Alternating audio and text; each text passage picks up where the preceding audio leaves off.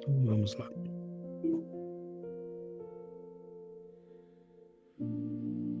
Querido Mestre Jesus, nossa gratidão, Senhor, de podermos estar aqui reunidos mais uma vez para estudar essa obra maravilhosa. Quanta gratidão, Senhor, de poder ter acesso a essas páginas, de poder ter acesso a essa mensagem tão consoladora que nos traz respostas, nos traz esperanças, nos traz um guia de como viver, como se preparar, como mudar. Nossa gratidão, Senhor, à vida, ao trabalho de Chico Xavier, André Luiz e todos os outros benfeitores que trabalharam árduas horas para nos deixar essa mensagem. Irmãos cristãos, Senhor, que trabalharam incansavelmente, que abdicaram de suas vidas, de seus interesses pessoais, que trabalharam no amor, na caridade. Através deles foi possível ter essa mensagem, esse conhecimento. Obrigada, Senhor.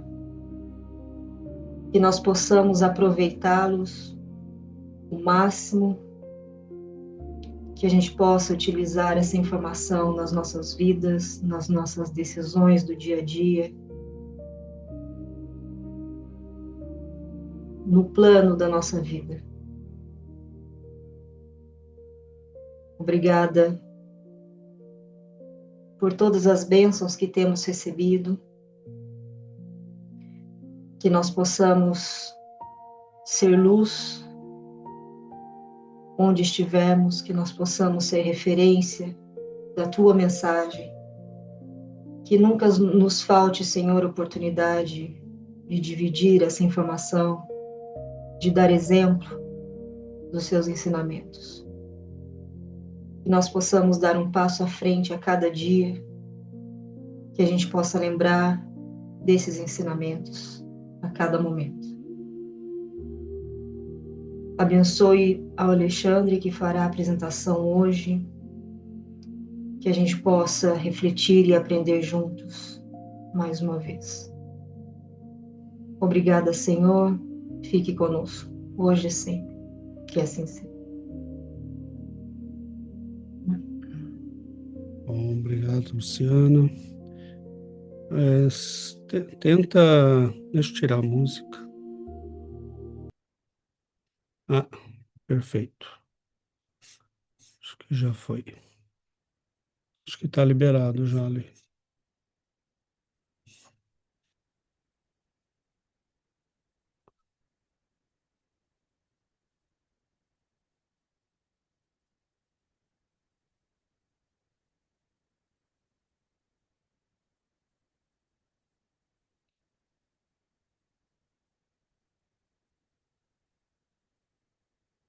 Tem que abrir o teu som.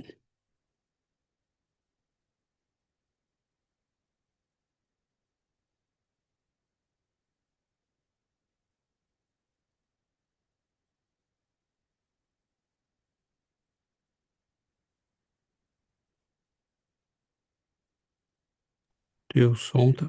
Ah, agora, Abriu? agora Abriu? sim. Tá bom. Excelente. Estão me escutando bem? Sim. Sim. Então vamos lá. Então, o capítulo de hoje é o capítulo 20, né? O último capítulo do livro. Estamos chegando aí no final. Então, é a primeira parte, né? Da página 247 a 252. É uma parte que tem bastante fala do Gúbio, que é difícil resumir muito. É também um capítulo que tem menos ação e muita preparação, né, para que vai acontecer aí. Mas vamos lá, vocês me perdoem que tem bastante texto, mas vamos lá. Então, só para relembrar rapidamente, né, no capítulo 19, Matilde, lá no comecinho do 19, Matilde pede que Eloy leve Margarida ao encontro espiritual para ajudá-la a recuperar o equilíbrio, né? A Margarida aparece em estado de semiconsciência, né? Ela estava dormindo lá no... Então ela estava confusa e fragilizada. E aí a Matilde aplica aqueles passos magnéticos, né? Realiza uma espécie de limpeza espiritual na Margarida. Durante esse tratamento, Margarida reconhece Matilde como sua mãe espiritual, fica profundamente emocionada, né? E Matilde explica para ela, né? Fala daquelas palavras bonitas sobre o amor verdadeiro, né? Que supera a morte, que o amor verdadeiro nunca abandona a quem ama, né? Então, Margarida acaba desabafando seu sofrimento lá. Ela diz que está se sentindo cercada de inimigos, frustrada e cansada da vida terrena, e devia estar mesmo, porque tinha muitos obsessores, né? Aí Matilde fala, né, para ela, ensina que as dores, os conflitos, as dificuldades são instrumentos de crescimento e aperfeiçoamento espiritual. Então ela aconselha a Margarida a servir, né, compreender, perdoar no trabalho do bem e evitar o egoísmo, o desânimo e a vaidade. E aí Matilde revela que também voltará à Terra por meio de reencarnação, que será filha de Margarida na próxima vida, né? É, bom, é isso. Então, antes de partir, Matilde pede que Margarida viva com equilíbrio, que ela cuide bem do seu lar, que ela evite o ciúme, que ela se prepare para recebê-la, né? Para essa futura missão espiritual. Então ela recomenda que a Margarida cuide bem do vaso carnal do corpo, né? Que seja firme na educação da sua filha, que vai ser a futura, né? Futuramente Matilde reencarnada, e que ela tenha para que Matilde tenha as condições ideais para cumprir essa missão e posteriormente receber Gregório, né? Como filho e poder ajudá-lo, né? Então, só relembrando aí os 5 conselhos de Matilde.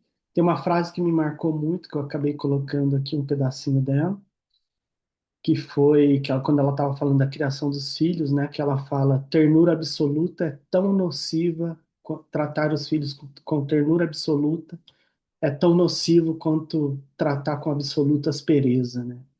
Então a gente vê a importância do equilíbrio aí na educação dos nossos filhos, né? Então ela deixa os 5 conselhos, né? Como disse a Lu, a gente precisa colar na geladeira. E o César fez uma piada outro dia que tem tanto conselho bom que vai faltar geladeira, né? Precisa comprar mais geladeira. Então ela fala lá: ajuda antes de procurares auxílio. Compreende sem exigir compreensão imediata. Desculpa os outros sem desculpar a ti mesmo. Dá sem o propósito de receber. Não procures destacada posição diante dos outros. Aperfeiçoa os teus sentimentos. Então a gente termina a parte, né, do capítulo 19, vamos começar o capítulo 20, né? Então eles estavam lá reunidos, né? É um momento que eles estão deixando a casa de Margarida, né? E vão se preparar para ir para uma para uma zona intermediária, isso mais elevada, mas ainda intermediária, né? Entre, acho que a crosta e um plano mais elevado.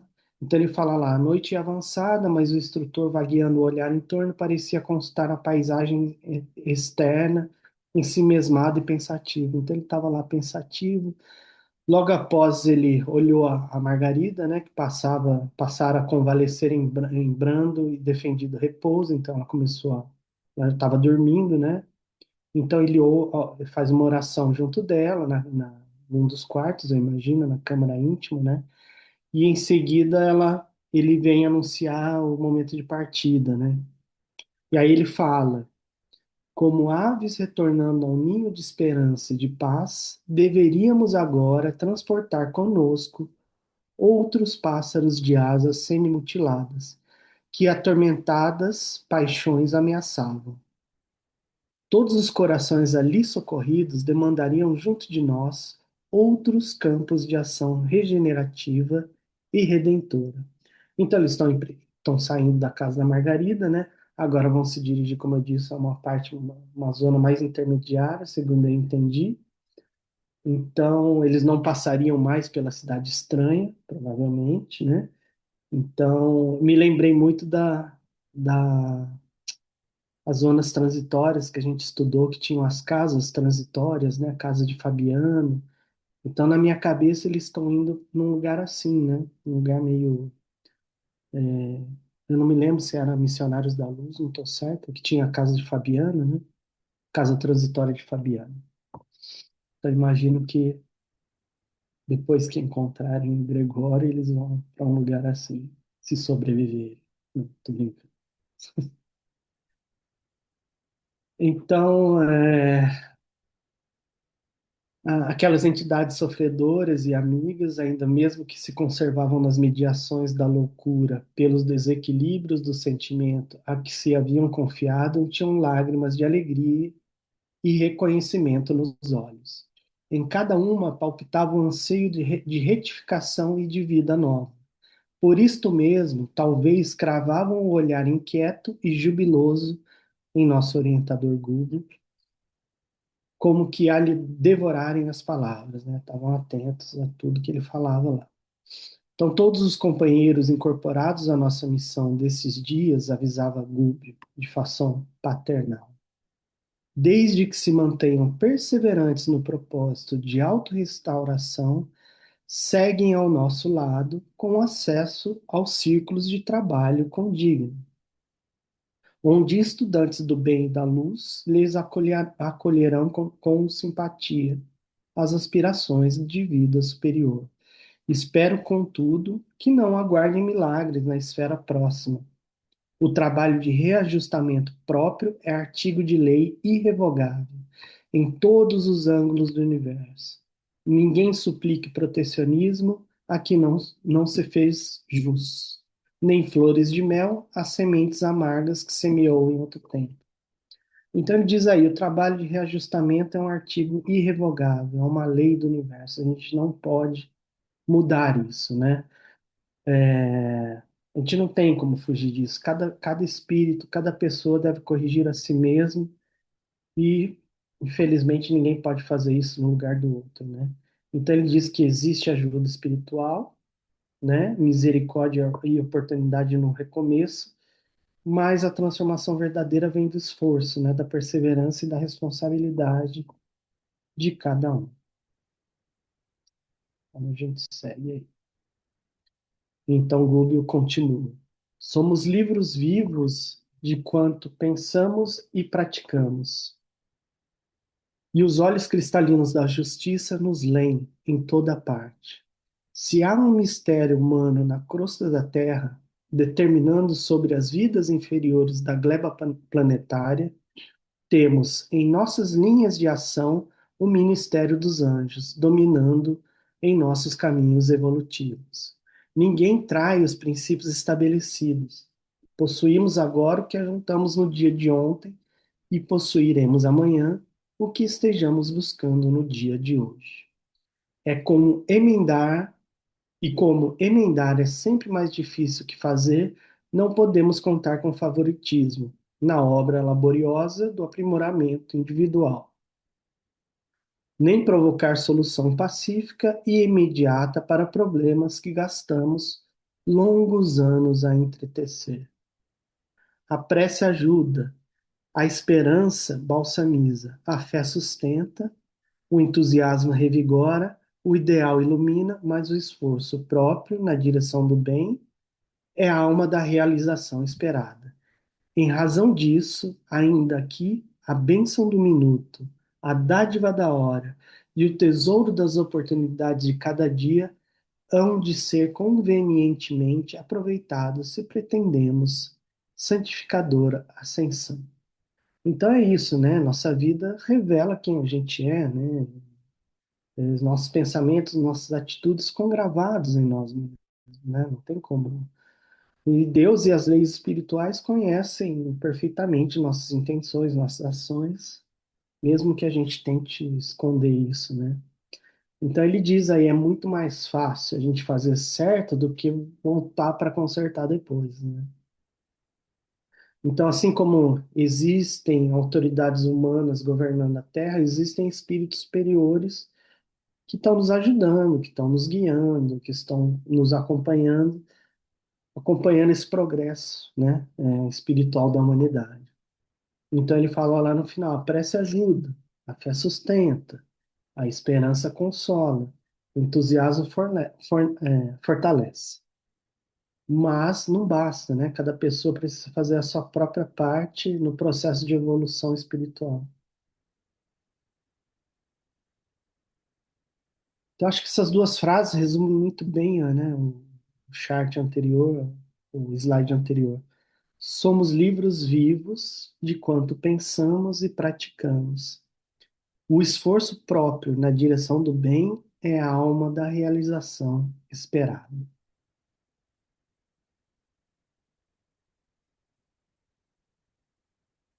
Então ele fala, continua, né? Felicidade, paz, alegria não se improvisam, representam conquistas da alma no serviço incessante de renovar-se, para a execução dos desígnios divinos. Felizmente, desde agora estamos abrigados no santuário da boa vontade. E, ainda nesse instante, cabe-nos não esquecer a promessa evangélica. Quem perseverar até o fim será salvo. A graça celestial, sem dúvida, é um sol permanente e sublime. Urge, porém, a criação de qualidades superiores em nós, para fixar-lhes os raios e recebê-los. Aí acontece um doce, ele faz um doce intervalo, ele, o povo demonstra, né, bastante otimismo, né, os rostos estavam todos otimistas, Saldanha estava extremamente emocionado, né, estava em prantos, né, e estava chorando intensamente. Então a gente vê felicidade, que a gente vê que felicidade são conquistas de cada um, né? Não é sorte, não é privilégio de poucos, né? É isso. Não tem privilegiados, né? É um esforço pessoal. Então ele continua lá. Aí André Luiz fala, antes que o nosso instrutor pudesse retomar o fio da palavra, encorajador e vigilante, algumas irmãs entoaram um famoso hino de louvor. É, bom, enchendo os corações de intraduzível bem-estar. Nesse momento começaram a vir raios de luz safirina, né, que ele fala.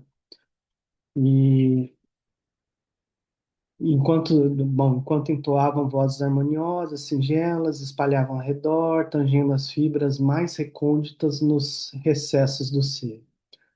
Então, terminando o cântico, né, melodioso e tocante que nos recordava os pensamentos sublimes e inovidável do Salmo de Davi, o instrutor retomou a palavra e informou que, não obstante as santificadas alegrias daquela hora, a batalha não estava finda.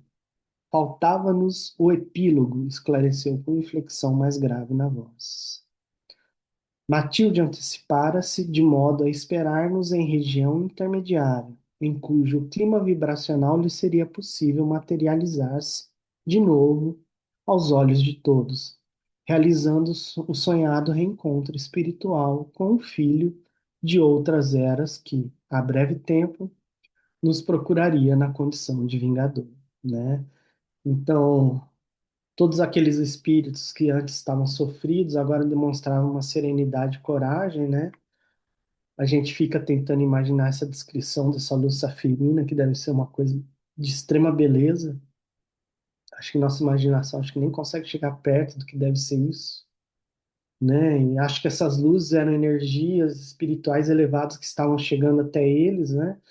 Mostrando essas vibrações de paz e harmonia. E eu acho que também eles estavam já, os espíritos elevados mostrando que estavam presentes para eles não terem medo, né, do que seria, do que iria se passar, do que vai se passar com Gregório, né? Então ele fala lá, ainda nos falta o desfecho de toda essa história, né? E ele fala com um tom meio, uma voz mais grave, né? E Matilde falou, eu vou encontrar vocês lá, nessa zona mais intermediária. É, vai ser mais fácil de eu me materializar, então eu encontro vocês lá. Foi isso que foi combinado.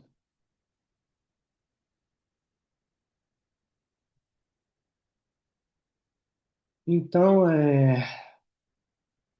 bom, Gúbio, com uma certa preocupação no olhar, ele fala, né, que, vão encontrar provavelmente o, o Gregório logo mais, né, que não eram para julgar, então o Gregório já estava sabendo, né, de tudo que aconteceu, da conversão das pessoas, que ele estava indo, ele já estava se sentindo provavelmente traído, né? E então, então ele fala, né? Vai chegar o momento do duelo espiritual, né? E vai ter o acerto de Gregório, entre Gregório, Gube, Matilde, em breve, né? Então ele pede para que as pessoas fiquem em prece sincera, para que emitam pensamentos positivos, para que possa fortalecer todo o grupo, né? Então,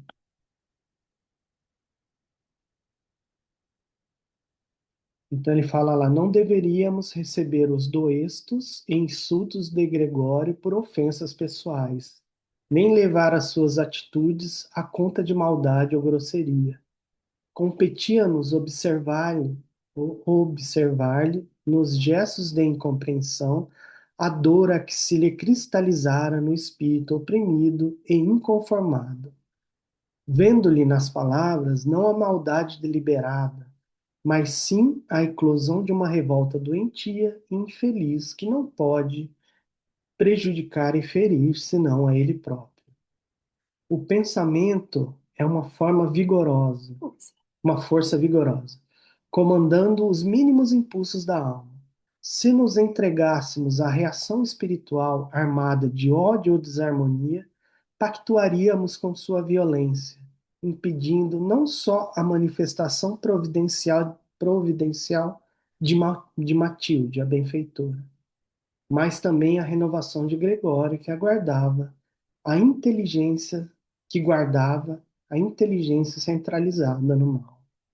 Emissões de mágoa ou revide colocar-nos iam em trabalho contraproducente. As vibrações de amor fraternal, quais as que Cristo nos legou, são as verdadeiras energias solventes da vingança, da perseguição, da indisciplina, da vaidade e do egoísmo que atormentam a experiência humana. Então, Gregório está sabendo de todas essas mudanças que ocorreram, no caso de Margarida, e também percebeu que já muitos antigos aliados já tinham se mudado de posição, né, já tinham passado para o lado do Gúbio. Então, o momento do acerto. Estou lendo, não sei. Então, o momento do acerto está chegando. O Gúbio fala que ele não deve interpretar os ataques como insultos pessoais, né? Que a gente deve enxergar, que eles devem enxergar aquilo como uma pessoa sofredora, profundamente sofredora. Fala para não reagir com ódio, né? Então ele está preparando o pessoal para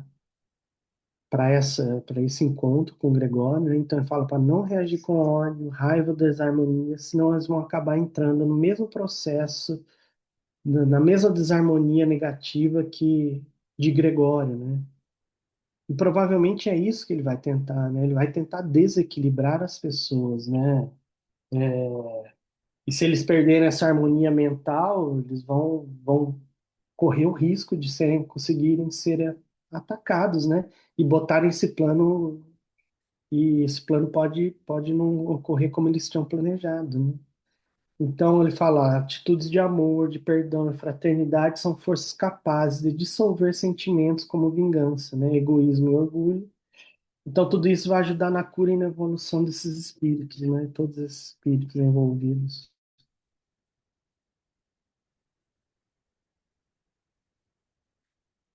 Então, além disso, tornou o instrutor bondoso. Cumpria-nos considerar que aquela mente transviada do trilho divino se caracterizava muito pela moléstia do orgulho ferido, impenitente que pela perversidade. Gregório era tão somente um infeliz, quanto nós mesmos em passado próximo ou remoto, acicatado por rebeliões e remorsos interiores a lhe desajustarem os sentimentos. Merecia por isso mesmo nossa dedicação carinhosa e confortadora, ainda mesmo que nos visitasse com aparências de acelerado ou de louco. Nossa conduta, aliás, nada apresentava de surpreendente em semelhante capítulo, porque não fora para ensinar-nos outras lições que o Cristo trabalhara em benefício de todos e padecera na cruz, sem ninguém. Então, Gubbio está dizendo que eles devem olhar Gregório com compreensão, né, e julgar menos, né, né, espírito evoluído, né. Então, Gubbio explica que Gregório é alguém profundamente ferido, né, principalmente pelo orgulho, né. O problema dele, segundo Gubbio, não é tanta maldade, mas o sofrimento interno e esse desequilíbrio que ele criou com essa mágoa, né. Por isso, todo mundo deve olhar ele com compaixão e não com raiva ou medo.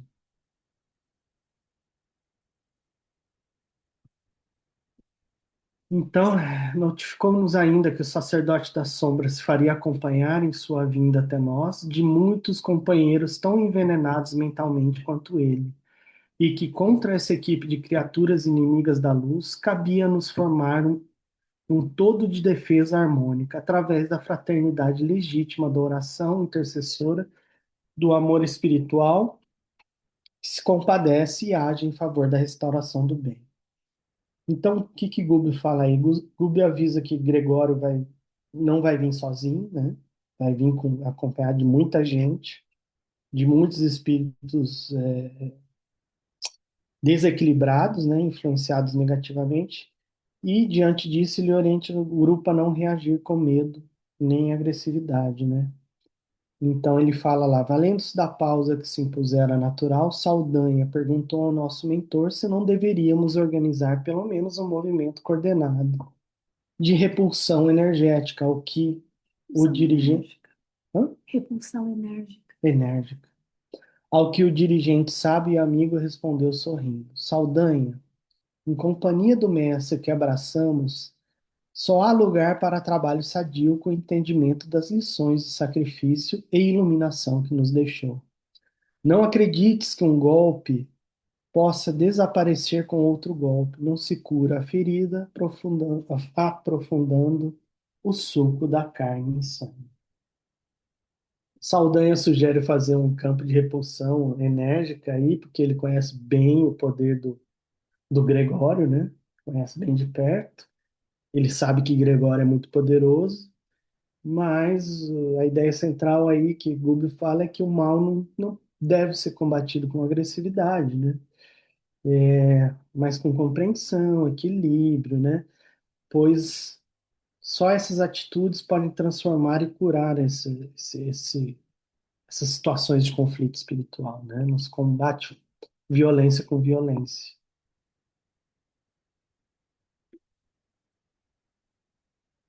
Então ele continua: a cicatriz abençoada surge à custa de enfermagem, remédio ou retificação, com ascendentes de amor.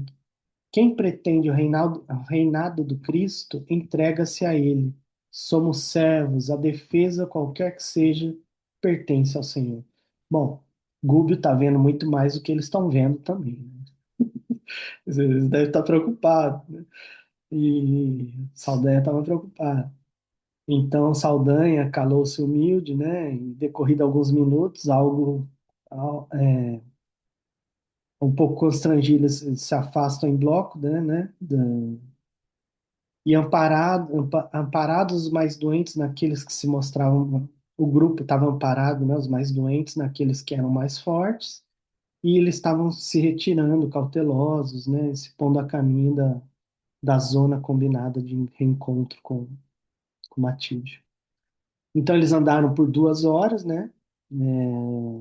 Provavelmente o Gubo deve ter ido trabalhando o pensamento deles. Ele fala que o campo nesse momento, né, ao redor deles era singularmente belo, então eles já deviam estar próximos dessa zona onde eles iam. Bom, levaram 2 horas de caminhada, né, porque provavelmente não, a maioria não pode volitar, né, por causa da densidade espiritual, então foram caminhando mesmo.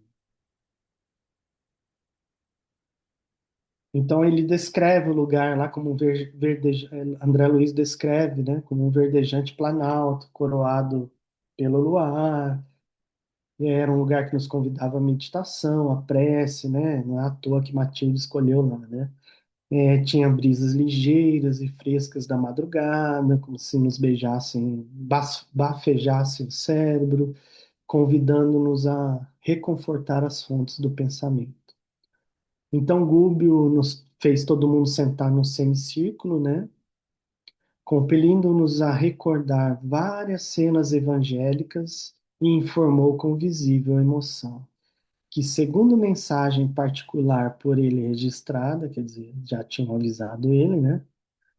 Gregório e os dele já haviam se colocado em nosso encalço, e que, se alguns dos companheiros procurassem evitar-lhe a presença ou fazer qualquer fuga em nosso agrupamento, se fazia impraticável em virtude de elevada porcentagem de peregrinos ali reunidos se revelar incapazes de volitação em alto plano pela densidade de padrão mental em que se mantinham.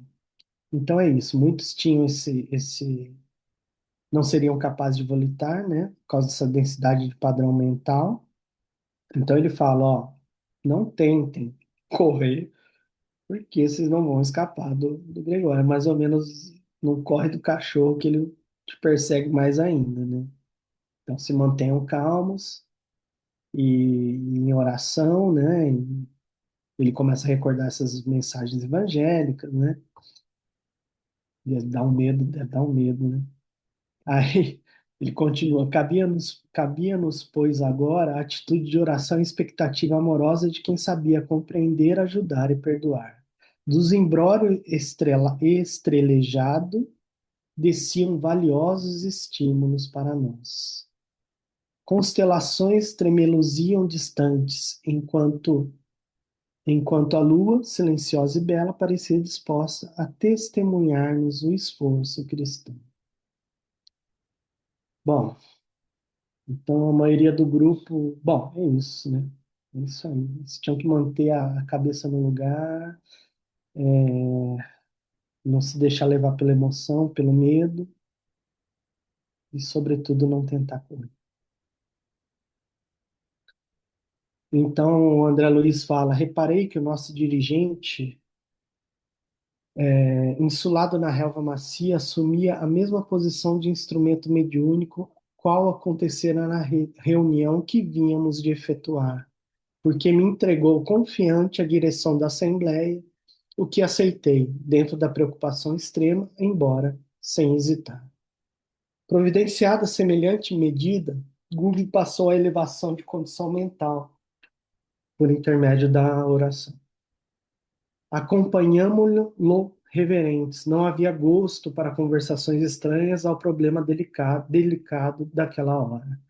Demorava-nos em observação expectante, quando o ruído longínquo nos anunciou a alteração dos acontecimentos.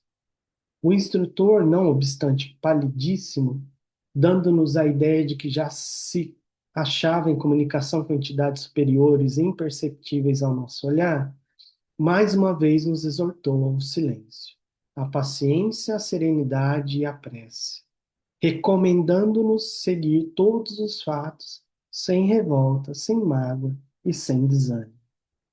Não foi preciso esperar muito. Alguns minutos se desdobraram apressados e Gregório, com algumas dezenas de assalariados, surgiu em campo, investindo-nos com palavrões que se caracterizavam pela dureza e violência.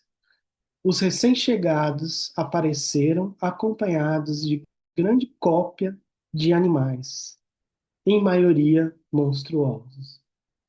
Então, Gubbio já estava pálido naquele momento, mas não de medo, porque ele estava ajudando Matilde a provavelmente se materializar e ele já estava em comunicação com o plano superior, né? A gente viu que Gubbio estava vendo muito mais do que a maioria das pessoas lá. Então, Gregório apareceu acompanhado de vários espíritos com aparência animalesca, monstruosa, né? Fico imaginando a vontade que não deve ter dado de correr, né? Assim, é um teste de fé mesmo. Deve ser muito assustador, né? E é isso. Vou parar por aqui. E aí já começa a parte da luta. É uma parte com bastante ação, bastante bem bacana, bem interessante. E, bom, estamos perto do fim, né? Eu queria só fazer alguns comentários mais gerais, bem rápidos, do que eu pensei do livro, né? Porque no próximo encontro a gente termina, né? E algumas coisas que me chamaram a atenção, como, por exemplo, esse trabalho espiritual realizado em torno da Margarida, nunca foi para salvar só uma pessoa, né? Foi para, desde o começo, ter uma enorme organização espiritual, quase que uma operação de resgate coletivo, né? Não era só para salvar a Margarida, né? Isso envolve muito planejamento. A Margarida, ela acaba se tornando esse centro de uma cadeia de acontecimento, né? Muito maior que ela mesmo podia imaginar. O sofrimento dela acaba atraindo não só um auxílio, mas também revelador de muita gente aí, né? E ao ajudá-las, os benfeitores acabam abrindo caminho para a renovação de muitas pessoas, né? Antigos perseguidores, espíritos endurecidos, muitos obsessores que estavam lá, né? Muitas pessoas revoltadas. E a gente vê que ninguém sofre sozinho, né? Ninguém se salva sozinho também, né? As ligações mentais, emocionais, espirituais são coisas que começaram provavelmente há muitos séculos, né? Então, quando uma pessoa começa sinceramente um processo de regeneração, isso começa a repercutir em vários outros, né? Começa a repercutir no grupo, né? E libertação é isso, né? Que nos explica como se libertar das obsessões, como se libertar dos sofrimentos espirituais, mas se libertar do nosso orgulho, nossa revolta, mas também se libertar bom, como é responsabilidade nossa, né, de se libertar do que nós mesmos criamos para nós mesmos, né, esse mal que nós mesmos criamos.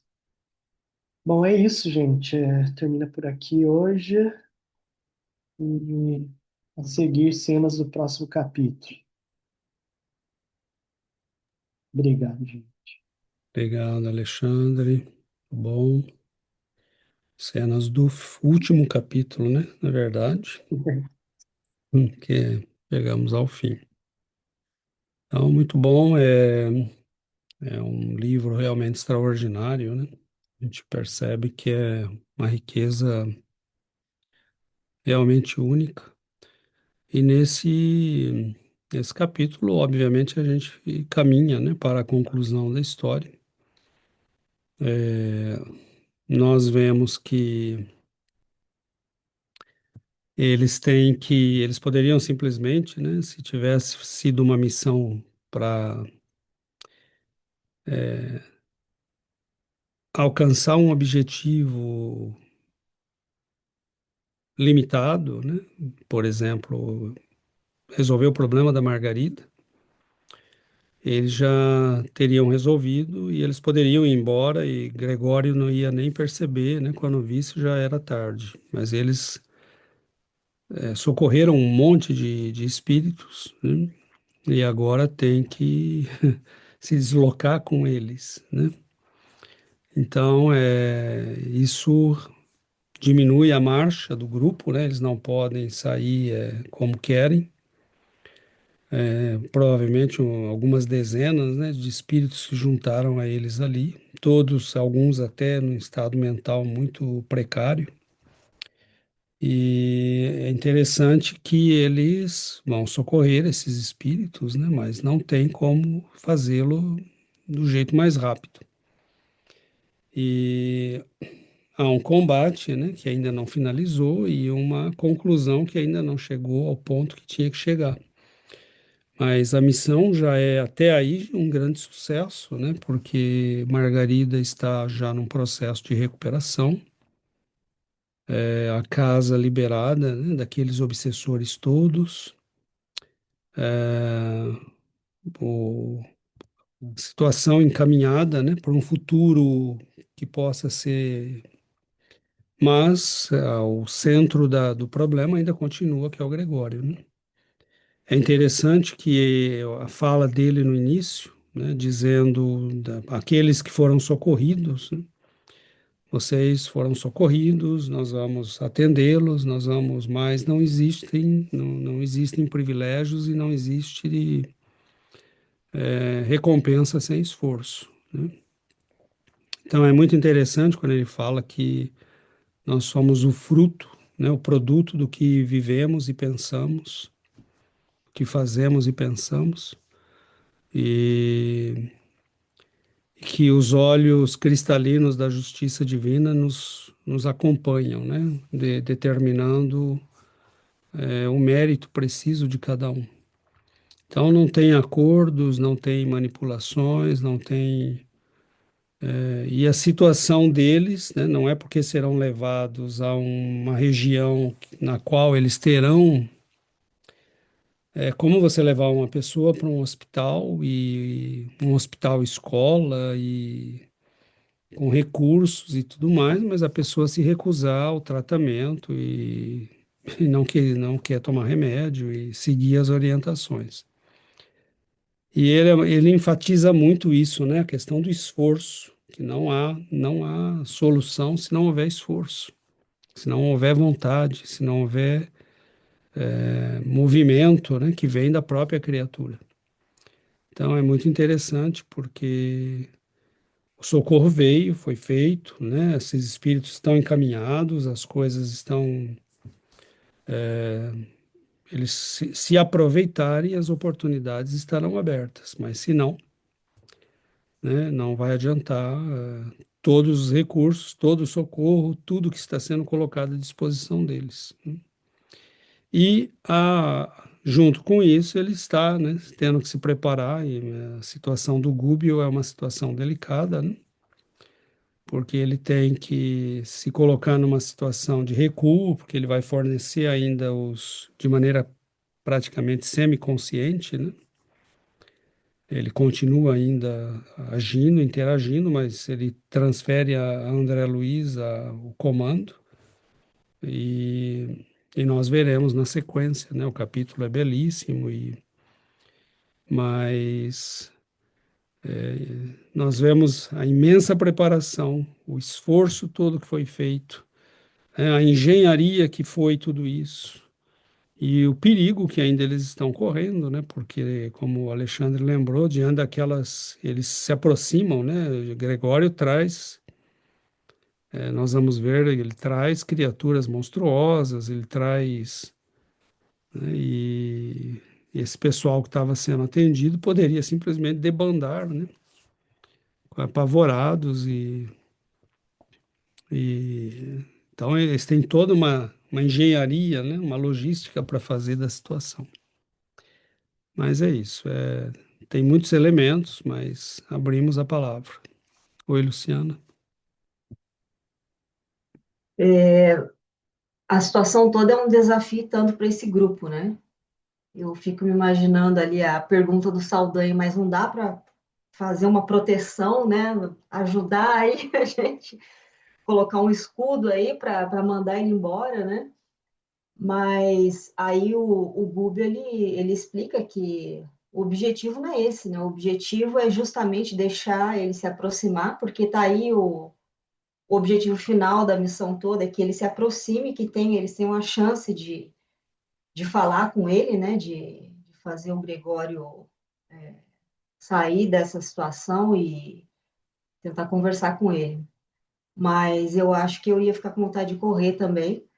E E eu vejo que tudo isso que está acontecendo com esse grupo já é uma oportunidade de aprendizado para eles, né? Porque ali o Gregório, o Guber, ele teve que preparar todo o grupo, como reagir nessa situação, a importância da prece, né? A importância de estarem concentrados ali para ajudar na materialização da Matilde também. Então, é uma só essa parte da missão, né, que foi muito bem planejada, já é uma grande lição para todo mundo que está ali, né? Então, é muito legal de ver como que o Gubbio conseguiu preparar esse grupo, né, esse grupo que tinha tantos irmãos ali que ainda estavam numa condição provavelmente muito precária, né? Mas mesmo assim eles conseguiram de alguma maneira cooperar com aquela missão, né? Então, muito bonito de ver. Eles participam, né? Porque ele pede a eles que fiquem em oração, que não tenham medo, e eles, de uma certa forma, acabam reforçando, né? O grupo. E há muitas coisas, né? Que a gente aí tem que refletir e há perguntas que para as quais nós não temos resposta, né? Por exemplo, Gregório está com uma espada, né? Ele quer duelar. Então, no o Alexandre lembrou, né, a casa de Fabiano e tem aquele momento, né, que tá tendo aquela invasão e eles colocam as cercas, né?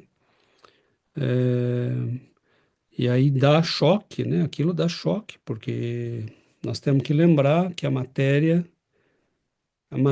na qual os espíritos estão é a matéria do perispírito também deles. Então é como o nosso corpo aqui. Por que que uma mesa nos fere se nós chutamos a quina da mesa, né? É porque ela é feita da mesma matéria que nós. Então, no plano espiritual, né, é a mesma coisa. Agora, até onde vai isso? Né? Se der um choque, né? Eu lembro que foi André Luiz pergunta, né, para o responsável, mas esse choque faz o quê? Mata? Ele fala, se ele acreditar que mata, mata. Você fala, mas como assim, né? Ele responde algo assim, meio que esse espírito quer dizer que nós aqui acreditamos que estamos mortos. Ele questiona o que é a morte, né? Algo do tipo. Provavelmente, mas ele está querendo dizer que morre ou que não morre. Então, há questões, né? Ele pode ficar imobilizado, acreditar que está morto. É, não tem clareza, né?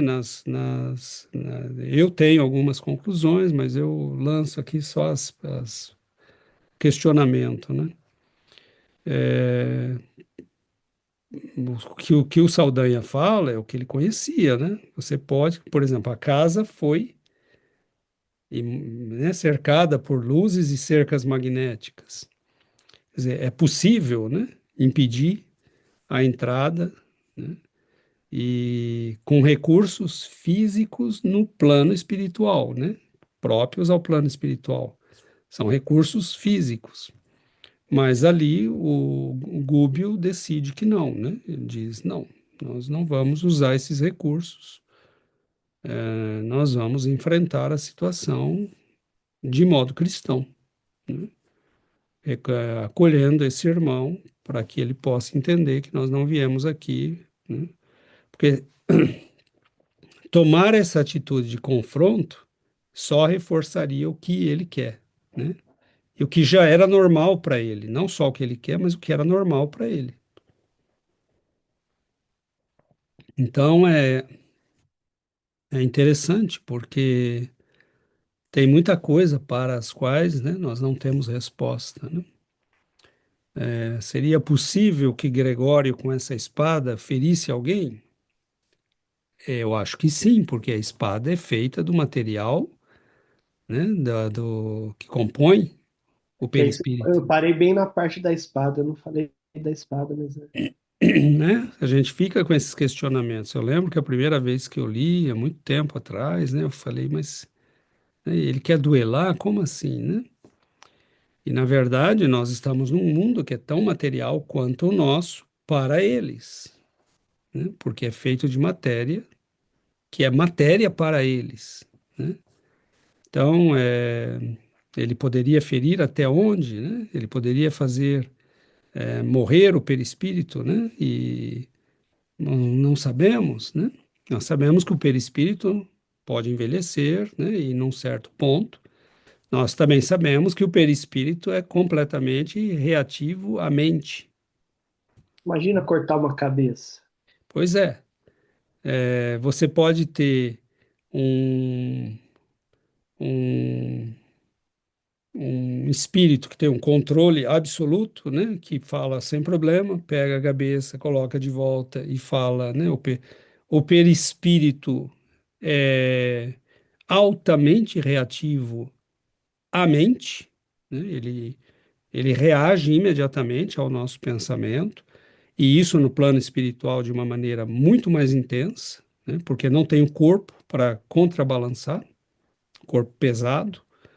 Então é por isso que essas formas monstruosas são possíveis, né? É por isso que a licantropia é possível, né? Porque desde que a mente se convenceu que é um lobo, o perispírito começa a assumir a forma, né? Nessa hipnose.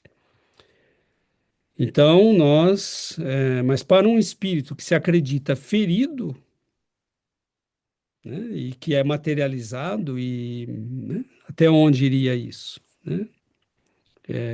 Então nós não temos ainda né? Nós podemos tirar algumas conclusões, mas só para eu tomo esse tempo, né, do estudo para falar disso, porque eu sei que pessoas que leem o livro ou que vão lê-lo ou que vão escutar esse estudo, quem sabe, né, vão se questionar, né?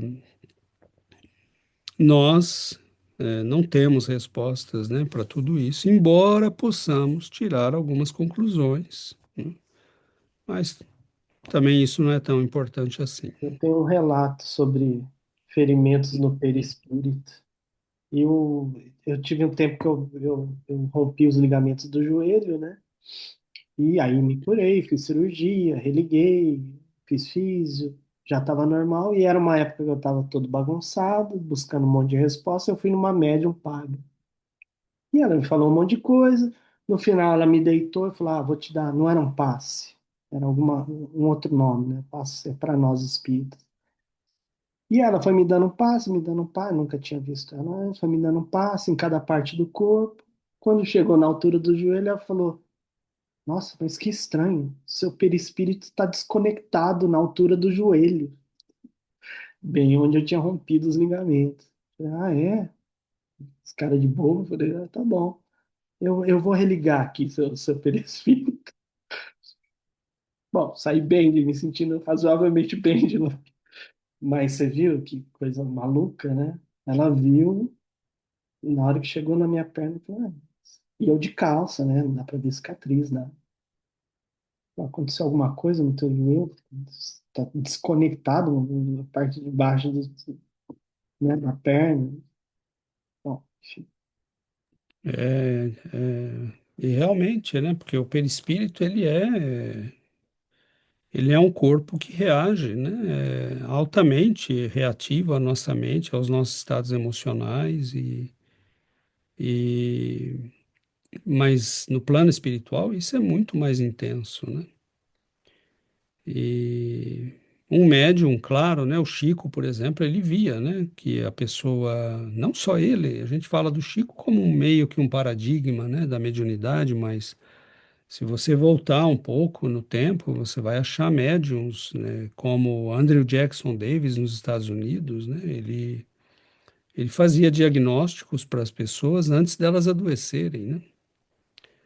Ele falava, né, cuide do seu fígado, né, porque você está com potencial risco.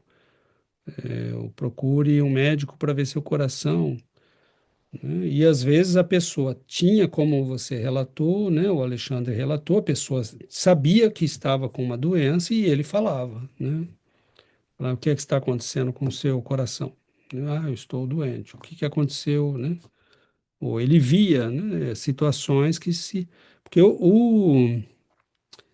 a própria medicina, né, o próprio conceito de medicina holística que tem hoje no mundo, né, eles falam que o nosso corpo guarda todas as marcas das nossas vivências, né? Não é o nosso corpo físico, né? É o nosso corpo perispiritual, né? Então, porque as células do corpo físico, elas são substituídas, mas as do plano espiritual, não, né? Elas podem ser modeladas, mas não substituídas. Elas podem ser pioradas ou melhoradas, né? Mas elas são o que são. E como é que eu sei disso? Porque tem uma matriz que desenvolve os órgãos ou que faz as células, né, se reproduzirem no nosso corpo e tem um controle desse processo, né? Então, a matriz está coordenando esse processo. Já há pesquisas, né?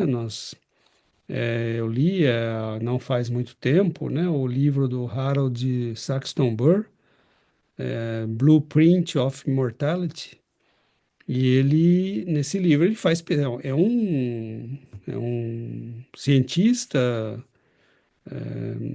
americano, né, e tem hoje gente que continua a pesquisa dele, e ele chegou a um ponto que ele previa, né, fazendo medidas de diferença de potencial, por exemplo, na barriga de uma mulher, ele começou a prever por alterações de potencial que ela estava grávida, né? Então, ele começou a entender que havia um corpo, uma matriz energética nossa, né, que indicava alterações ou o aparecimento de doenças, né? Isso já estava no corpo energético, né? Então, o que André Luiz e a doutrina espírita está nos explicando não é uma coisa, né? A ciência vai caminhar para isso. Agora, é um mundo que nós ainda não sabemos, né? Não temos ainda um retrato, por exemplo, né? Eles pegavam células da orelha e colocavam no dedo, né? E ele diz, não vai nascer uma orelha ali, né? Vai nascer um dedo. Porque como é que as células que estavam ali sabem que tem que ser um dedo ali, não uma orelha, né? Então, ele fala, tem uma matriz que está coordenando isso e está dizendo que ali tem que ser um dedo, né? Então, eles começam a deduzir, né? Ele vai, é um estudo muito interessante, né? Que vale a pena. Uma hora eu talvez faça um estudo especial sobre esse livro, porque vale a pena. Mas é isso. Os textos de André Luiz levantam muitos questionamentos. E nós não precisamos ter medo desses questionamentos, né? Porque nós vamos ter que pensar, estudar, né? Refletir, ler mais, estudar mais, para que a gente possa ir formando uma ideia mais clara, né, das coisas. Mas tem Mas é chão aí. interessante, né, César? Porque a gente começa a ler vários livros, a gente começa a cruzar certas informações, né? E quando eu estava lendo a zona intermediária, talvez seja lá a zona da, né, da casa de Fabiano, casa transitória, era uma zona transitória também. A gente começa, né, a formar Exato. orientar a coisa. E você vê, Bom, se você começa a pensar, né, como por exemplo, esse exercício que você fez, é esse exercício que a gente precisa fazer, porque é uma zona intermediária que tem que ser acessível para o Gregório, né? Porque nosso lar pode ser considerado intermediário, mas entre o que e o que, né? Não seria acessível para o Gregório, por exemplo, né? Ele não poderia entrar lá. Então, é uma zona intermediária que tem que estar num ponto que possibilita uma certa atmosfera mais rarefeita, para que a Matilde Matilde tenha. pode se materializar. Exatamente. E ao Outros, mesmo tempo, outros podem caminhar até lá, o grupo, né? exatamente. E o grupo do Gregório ainda tem acesso, né? E também acho que os espíritos que a gente não estão vendo, que estão ajudando na proteção, também têm acesso, sem ter que se Exatamente. intensificar tanto, né? Quer dizer, na verdade, o que está acontecendo ali? A Matilde, né, ela, tanto no que ela faz lá, né, no grupo, na casa, se materializando, quanto que ela vai fazer ali, a Matilde é espírito, ela está no mundo espiritual deste grupo, como os espíritos estão no nosso mundo espiritual, porque nós não, né, André Luiz, se estiver aqui agora, bom, eu não estou vendo André Luiz, mas ele pode estar aqui, né? Então, Matilde poderia estar ali, né? Gúbio está percebendo, está sabendo, e ou ele viu por visão à distância, né, que Gregório estava vindo, porque ele sabia que ele já estava vindo, estava chegando, ou, né, Matilde ou os benfeitores que estavam ali falaram para ele, né, se prepara que eles estão chegando, né? Então, o Chico, por exemplo, né, ele às vezes falava, né, vai lá na porta, né, que tem uma pessoa que está esperando lá e eu quero que ela entre. Né? Ele falava às vezes para as pessoas que estavam, eu preciso falar com essa pessoa. Né? Então, uma carta importante, né, um pacote importante que ele tinha sido enviado para ele, e quem conta isso é o Bacelli, né? E não lembro qual é o benfeitor, acho que é o José Grosso. E aí fala para ele, não, peraí que eu vou achar essa carta lá no correio, né? E aí ele vai e fala, ó, não, procura lá atrás do armário que está em tal lugar. O Bacelli trabalhava no correio, inclusive nessa época, como dentista. E ele indica onde está a carta, né? Porque era uma carta importante, tinha informações importantes. Quer dizer, ou o Chico, né, poderia ir e se deslocar por visão à distância, mas não, foi um espírito, né? Uma mulher que se perdeu, que estava com problema mental, né? Teve uma obsessão muito grande e entrou num ônibus lá em Campinas e desapareceu. Aí a família, o marido, os amigos foram para Uberaba pedir ajuda para o Chico. Ele falou: não, peraí que nós vamos ver, né? Aí os benfeitores voltam e falam: "Ah, ela está numa estação lá em Ribeirão Preto e tal lugar, assim, assim, assim. Podem chamar, contactem a polícia lá porque ela está lá." Quer dizer, essas coisas nós não estamos vendo, né? Mas quem tem a capacidade, ali quem tinha a capacidade era Gúbio. No nosso plano, são médiums como Chico, né? Eu fiquei imaginando quanta gestão ele estava fazendo, né? Escutando os espíritos superiores, doando fluido para materialização. No momento, o Gregório vai começar a insultar ele e ainda mais ajudando o povo a se acalmar. É muita coisa, né? Tendo que ficar calmo, né? Porque ele tem que ficar calmo para enfrentar. Então, é muito interessante. Mas é isso. Acho que é um, é um- tem uma imensidão de informações, na verdade, né? Se vejam quanto que a gente foi parando em alguns pontos, né? E você vai vendo que ali tem, né, tem reflexão a ser feita. Mas, né, acho que por hoje está muito bom. Não deixando, né, de ressaltar que é o imenso trabalho do amor, né, que está sendo feito, a conclusão de séculos de espera, de uma mãe que está trabalhando por esse grupo, né? Não é só o Gregório que é do grupo. A gente percebe, né, que ali estão a Margarida, né, o Gúbio, né? Então você vê que é um grupo com quem está ali nesse, né? E às vezes você vai procurar na reencarnação, você vai descobrir que um Saldanha, por exemplo, era um tenente, né, um militar que trabalhou para esse grupo lá atrás, né? Então as coisas não estão assim separadas, né, como a gente imagina. Por que estas pessoas estão ali? Por que elas foram socorridas? Então, é muito interessante como a doutrina nos dá uma ideia da dinâmica da vida, né? E mesmo que a gente não saiba tudo, a gente pode, assim mesmo, ter uma ideia muito boa do que está acontecendo por trás das cortinas, né, da vida. Mas está ótimo, né? Acho que por hoje, se não houver mais nenhum ponto que vocês queiram levantar, deixa eu puxar aqui eu estou com duas telas e antes meu mouse ia para a esquerda, agora ele tá. Eu mudei o lugar, tá indo para a direita. Toda hora eu me perco aqui. Deixa eu colocar aqui. Então nós vamos finalizar por hoje. Deixa eu partilhar aqui, ó.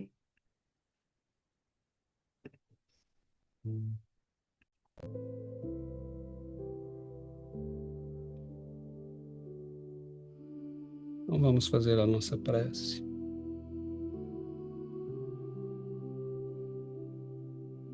Querido Mestre Jesus, abençoe-nos, Senhor. Permita-nos avançar no esforço de sermos mais espírito e menos matéria. Ajuda-nos, Senhor, a conquistar estas novas dimensões da vida, a aprendermos desde nossas lutas terrenas, a vivermos mais na dimensão do espírito. Sabemos, Mestre, que este é um longo aprendizado e que nosso esforço é fundamental. Nós pedimos o auxílio, a proteção, as energias necessárias. E como aquele homem, Senhor, que veio pedir-te auxílio para um filho doente, como ele, nós também pedimos ajuda, Senhor, a nossa pouca fé, para que possamos confiar mais no vosso amor, na vossa sabedoria, na vossa misericórdia. Abençoe, Senhor, nossas vidas, nossos lares, nossos entes queridos. Abençoe os irmãos que se juntaram a nós para este estudo, que da vida espiritual preparam-se para novas etapas de luta e mesmo para o retorno à vida física. Eles preparando-se para vir, nós para deixarmos um dia a matéria, que possamos avançar, crescer com o estudo, melhorar, que a alegria, Senhor, e a bênção deste conhecimento permaneçam conosco. Que o Senhor nos abençoe, nos fortaleça e nos proteja sempre. Que assim seja, Mestre.